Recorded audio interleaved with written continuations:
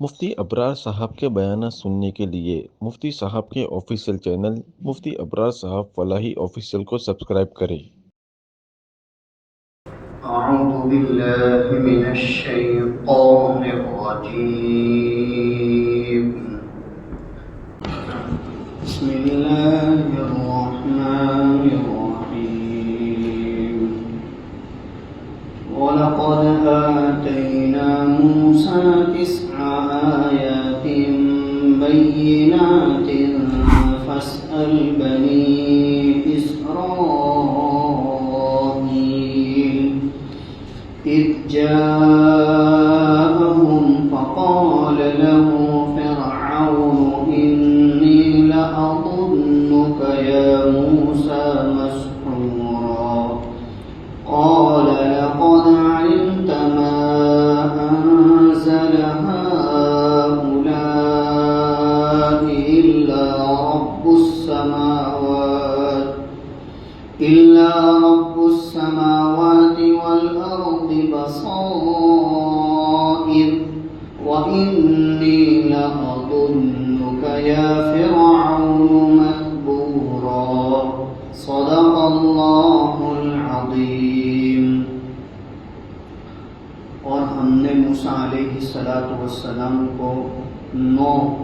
واضح نشانیاں لے کر بھیجا۔ پس تم لوگ بنی اسرائیل سے پوچھو۔ جب وہ یعنی موسیٰ علیہ السلام ان کے پاس آئے تو فرعون نے ان سے کہا کہ بے شک میں تو آپ کو سحر زدہ جادو کیا ہوا سمجھتا ہوں۔ حضرت موسیٰ علیہ السلام نے فرمایا کہ تو اچھی طرح سے جانتا ہے کہ جو کچھ میرے اوپر اتارا گیا ہے وہ 7 زمین 7 آسمان کے پروردگار نے اتارا ہے، جو کھلا ہوا واضح ہے، اور بے شک میں تجھے اے فرعون خیال اور راستے سے بھٹکا ہوا پا رہا ہوں۔ یہ سورہ بنی اسرائیل کی 101 اور 102 نمبر کی آیت کریمہ ہے۔ جیسا کہ ذکر کیا گیا کہ یہ سورہ بنی اسرائیل کا آخری رکوع ہے، اور اس رکوع کے اندر اللہ تبارک و تعالیٰ نے حضرت موسیٰ علیہ السلام کے واقعے کو ذکر کیا ہے۔ تقریباً اس رکوع کی 3-4 آیتوں کے اندر حضرت موسیٰ علیہ السلام کے واقعے کو اللہ تبارک و تعالیٰ نے ذکر کیا ہے۔ جیسا کہ حضرات علماء مفسرین نے اس بات کو نقل کیا ہے کہ موسیٰ علیہ السلام کی قوم کے ساتھ اس امت کو ایک خاص مناسبت ہے، اور ان کے واقعات سے اس امت کو عبرت کی بہت ساری چیزیں سیکھنے کو ملتی ہے۔ اس وجہ سے اللہ تبارک و تعالیٰ نے زیادہ تر حضرت موسیٰ علیہ السلام کے واقعات کو، ان کی قوم کے واقعات کو، خود حضرت موسیٰ علیہ السلام کے واقعات کو بکثرت اپنے کلام میں ذکر کیا ہے، اور کلام اللہ شریف میں سب سے زیادہ حضرت موسیٰ علیہ السلام کا تذکرہ موجود ہے۔ لہٰذا یہاں پر بھی اللہ تبارک و تعالیٰ اس رکوع کے اندر حضرت موسیٰ علیہ السلام کے واقعے کو ذکر فرماتے ہیں۔ جیسا کہ گزشتہ ذکر کیا گیا کہ حضرت موسیٰ علیہ السلام کا فرعون کے پاس جانا کئی مرتبہ ثابت ہے، کہ کئی مرتبہ اپنی دعوت لے کر فرعون کے پاس پہنچے ہیں۔ لہٰذا یہ حضرت موسیٰ علیہ السلام کا پہنچنا کیوں تھا، اس کے بعد میں حضرت علماء مفسرین یوں نقل فرماتے ہیں کہ حضرت موسیٰ علیہ السلام اپنی قوم یعنی بنی اسرائیل کو فرعون کی غلامی سے آزاد کرانا چاہتے تھے۔ وہ چاہتے تھے کہ یہ فرعون کی غلامی سے نکلے اور کسی اور جگہ جا کر آباد ہو، تاکہ وہاں رہ کر اللہ کی عبادت کر سکے، اللہ کی معرفت حاصل کر سکے۔ تو یہاں غلامی والی زندگی ہے، یہ غلامی والی زندگی بھی ختم ہو جائے اور قوم کو راحت ملے، ایک اللہ کی عبادت کرنے کا ان حضرات کو موقع ملے۔ اس وجہ سے حضرت موسیٰ علیہ السلام فرعون کے پاس گئے تھے۔ یہاں اسی کو جو ہے اللہ تبارک و تعالیٰ نے ذکر کیا۔ پہلے تو اللہ تبارک و تعالیٰ اپنی 9 نشانیوں کو ذکر کر رہے ہیں کہ جو حضرت موسیٰ علیہ السلام کو دی گئی۔ جیسا کہ ترمذی شریف کی روایت کے اندر نقل کیا گیا ہے کہ وہ 9 نشانیوں سے کیا مراد ہے۔ تو پہلا تو وہ 9 چیزیں ہیں جو اللہ تبارک و تعالیٰ نے حضرت موسیٰ علیہ السلام کے واسطے سے ان کی قوم یعنی بنی اسرائیل کو عطا فرمائی تھی، وہ 9 چیزوں کا تذکرہ ہے، یعنی جس میں اللہ تبارک و تعالیٰ نے احکام ذکر کیے تھے کہ زنا نہ کرے، شرک نہ کرے، کسی پاک دامن عورت پر تہمت نہ لگاوے، کسی کو ناحق قتل نہ کرے، کسی کو جو ہے وہ ستاوے نہ، پریشان نہ کرے، ان چیزوں کو ذکر کیا تھا۔ اور اللہ تبارک و تعالیٰ نے ان چیزوں کو ذکر کر کے ان کو اس کی طرف متنبہ کیا تھا کہ وہ ان کاموں سے، ان افعال سے کہ زنا ہے، شرک ہے، تہمت ہے، کسی کو ناحق قتل کرنا ہے، چوری کرنا ہے، شراب پینا ہے، کہ ان تمام چیزوں سے یہ قوم بنی اسرائیل روکے۔ اور اللہ تبارک و تعالیٰ نے ان کو ہفتے میں 1 دن عبادت کرنے کا حکم دیا، یعنی سنیچر کا دن۔ تو سنیچر کا دن ان کے لیے عبادت کے لیے خاص کیا تھا، اور اللہ تبارک و تعالیٰ کی طرف سے ان کو بنی اسرائیل کو ایسی تاکید کی گئی تھی کہ تم لوگ سنیچر کے دن صرف اللہ کی عبادت کے لیے وقت کو فارغ کرو، یعنی سنیچر کے دن نہ کاروبار کرنا ہے، نہ تجارت کرنی ہے، نہ کوئی اور کام کرنا ہے، تاکہ سنیچر کو ایک ہی کام کرنا ہے، اور وہ کیا ہے کہ وہ اللہ کی عبادت کے لیے اپنے آپ کو فارغ کرنا ہے۔ لہذا اس قوم نے، بنی اسرائیل نے اپنے آپ کو اللہ کی عبادت کے لیے بھی فارغ نہیں کیا، جس کو اور کسی جگہ پر ذکر کیا گیا ہے، لیکن یہاں پر 9 نشانیوں سے یہ مراد ہے، اور اسی کو اللہ تبارک و تعالیٰ نے ذکر کیا ہے کہ وَلَقَدْ آتَيْنَا مُوسَىٰ 9 آیَاتٍ بَيِّنَاتٍ، اور ہم نے موسیٰ علیہ السلام کو 9 واضح نشانیاں عطا فرمائی۔ یہ نشانیوں سے کیا مراد ہے، اس کے بعد میں ایک دوسرا قول بھی نقل کیا ہے، وہ یہ ہے کہ ان نشانیوں سے حضرت موسیٰ علیہ السلام کے معجزات مراد، کہ حضرت موسیٰ علیہ السلام کا وجود اور ان کا اپنی قوم کے درمیان رہنا، اور ان کی قوم کو اللہ تبارک و تعالیٰ کی طرف سے نعمتوں کو ملنا، یہ اس کو ذکر کیا۔ ایک تو 9 نشانیوں میں سے ایک ید بیضا، کہ حضرت موسیٰ علیہ السلام کے پاس ایک لاٹھی تھی، ایک عصا تھا، اس عصے کے اندر اللہ تبارک و تعالیٰ نے زبردست تاثیر رکھی تھی کہ اللہ کے حکم سے وہ عصا جب حضرت موسیٰ علیہ السلام زمین پر پھینکتے تھے تو وہ اشباہ بن جاتا تھا اور دوڑنے لگتا تھا، اور یہی وہ عصا ہے کہ جب حضرت موسیٰ علیہ السلام نے پتھر کے اوپر اس کو مارا تو اس سے 12 چشمے جاری ہو گئے، اور وہ 12 چشمے ان کے 12 قبیلے کے لوگوں کے لیے خاص تھے، اور اس سے وہ پانی پینے لگے۔ اور بھی کئی معجزات اللہ تبارک و تعالیٰ نے حضرت موسیٰ علیہ السلام کے ہاتھ پر ظاہر فرمائے کہ جب بنی اسرائیل کو اللہ تبارک و تعالیٰ نے وادی تیہ کے اندر جو عذاب کے اندر مبتلا کیا کہ 40 سال تک وہ وادی تیہ میں رہے اور ان کو راستہ نہیں ملتا تھا، جنگل میں بھٹکتے رہتے تھے، ادھر سے ادھر اور ادھر سے ادھر، کہا کہ چاروں طرف گھومتے ہی رہتے تھے، لیکن ان کو راستہ ملتا نہیں تھا نکلنے کا۔ ایسے وقت میں بھی اللہ تبارک و تعالیٰ نے اپنے نبی پر معجزات کو ظاہر کیا، اور ان کے لیے آسمان سے اللہ تبارک و تعالیٰ نے کھانے پینے کی چیزیں اتاری، کہ من و سلوہ اتارا گیا، اور وہ اس سے کھاتے تھے، استعمال کرتے تھے، یہاں تک کہ جب یہ لوگ وادی تیہ میں تھے ان کے خیمے جو ہے وہ پھٹ گئے، ہوا کے چلنے کی وجہ سے ان کے خیمے پھٹ گئے۔ اللہ تبارک و تعالیٰ نے بادلوں کے ذریعے سے سایہ کیا، اور بادلوں کا ان کو سایہ نصیب کیا گیا نبی کی موجودگی کی وجہ سے، کہ حضرت موسیٰ علیہ السلام کا وجود ان کے لیے خیر کا ذریعہ بنا، اور ان کو اللہ تبارک و تعالیٰ نے بادلوں کا سایہ عطا فرمایا۔ اسی طرح رات میں جب اندھیرا ہو جاتا تو اللہ تبارک و تعالیٰ کی طرف سے غیبی نظام ہوتا کہ ایک چمکتا ہوا روشن ستارہ یا ایک چمکتی ہوئی کوئی قندیل اللہ تبارک و تعالیٰ ان کے سامنے ظاہر کر دیتے تھے، اور وہ لوگ اس کے ذریعے سے روشنی حاصل کرتے تھے، کہ یہ اللہ تبارک و تعالیٰ نے موسیٰ علیہ السلام کو معجزات عطا فرمائے۔ اسی طرح صاحب معالم العرفان میں یہ بھی نقل کیا ہے کہ ایک مرتبہ حضرت موسیٰ علیہ السلام نے فرعونیوں کے مال کے لیے بد دعا کی، جس کو اللہ نے قرآن میں بھی ذکر کیا، ربنا طمس علی اموالہم، اللہ ان کے مالوں کو تو پکڑ لے، ان کے مالوں کو تو ان کی پکڑ اور گرفت میں لے لے. اللہ تبارک و تعالیٰ نے ان کے مالوں کو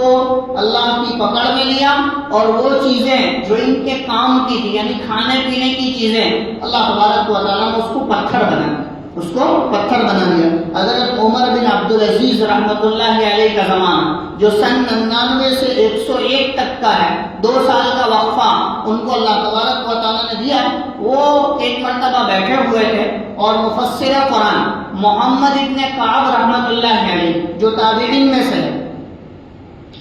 میں سے امام رازی رحمۃ اللہ علیہ جو تفسیر کے بہت بڑے ماہر ہیں، انہوں نے اپنی تفسیر کے اندر اس واقعے کو نقل کیا ہے اور وہیں سے صاحب معالم العرفان نے بھی اس واقعے کو نقل کیا ہے. وہ فرماتے ہیں کہ عمر بن عبدالعزیز رحمۃ اللہ علیہ سے محمد ابن کعب نے پوچھا کہ وہ 9 نشانیاں کون سی ہے جو اللہ تبارک و تعالیٰ نے حضرت موسیٰ علیہ السلام کو عطا فرمائی. جو یہاں پر تذکرہ ہے وَلَقَدْ آتَيْنَا مُوسَىٰ 9 آیات کہ ہم نے موسیٰ علیہ السلام کو 9 نشانیاں عطا فرمائیں. تو محمد ابن کعب حضرت عمر بن عبدالعزیز رحمۃ اللہ علیہ سے پوچھتے ہیں کہ وہ 9 نشانیاں کون سی ہے جو اللہ تبارک و تعالیٰ نے موسیٰ علیہ السلام کو عطا فرمائیں. حضرت عمر بن عبدالعزیز رحمۃ اللہ علیہ نے 9 نشانیوں میں چند نشانیوں کا تذکرہ کرنے کے ساتھ ساتھ یہ نشانی بتلائی کہ جب حضرت موسیٰ علیہ السلام نے فرعونیوں کے مال کے لیے بد دعا کی، اللہ تبارک و تعالیٰ نے بطور معجزے کے ان کی بد دعا کو اس طرح قبول کیا کہ ان کی کھانے پینے کی چیزیں پتھر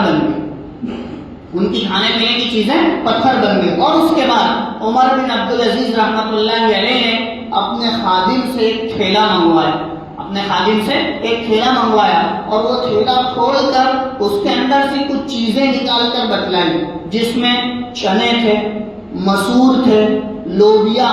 لوکی، جو کھانے پینے کی چیزیں ہوتی ہیں. تاکہ یہ ساری کی ساری چیزیں کھانے پینے کی حضرت عمر بن عبدالعزیز رحمۃ اللہ علیہ نے محمد بن کعب رحمۃ اللہ علیہ کو نکال کر دکھلائے اور فرمایا کہ دیکھو حضرت موسیٰ علیہ السلام کی بد دعا کا اثر آج بھی موجود ہے. یہ تھیلا ہمارے پاس بنی اسرائیل سے چل کر آ رہا ہے.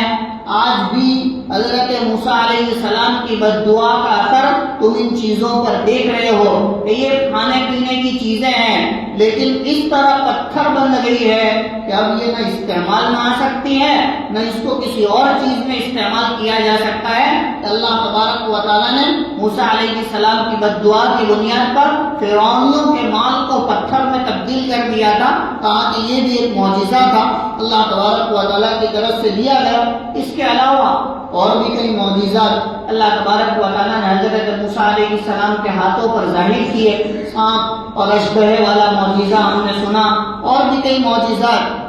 اللہ تبارک و تعالیٰ نے دکھلائے. یہاں پر اسی کا تذکرہ ہے کہ ان معجزات کو سن کر یہ امت اپنے نبی کی بات کو مانے. اس لیے پچھلے انبیاء علیہ السلام کے واقعات جو ذکر کیے جاتے ہیں، یہ واقعات کوئی ہسٹری بیان کرنے کے لیے نہیں ہوتے.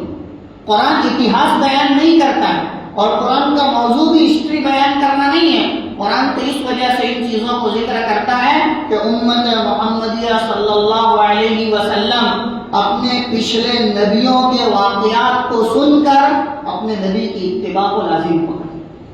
اس وجہ سے ذکر کیا جاتا ہے کہ میں اور آپ امت محمدیہ صلی اللہ علیہ وسلم اپنے نبی کی بات کو مانیں کہ جس نے وقت کے نبی کی بات کو مان کر زندگی گزاری ہے اللہ نے ان کو کامیاب کیا ہے، اور جنہوں نے وقت کے نبی کی بات کو ٹھکرایا ہے اللہ نے ان کو ناکام کیا ہے. کہ دیکھو بنی اسرائیل کو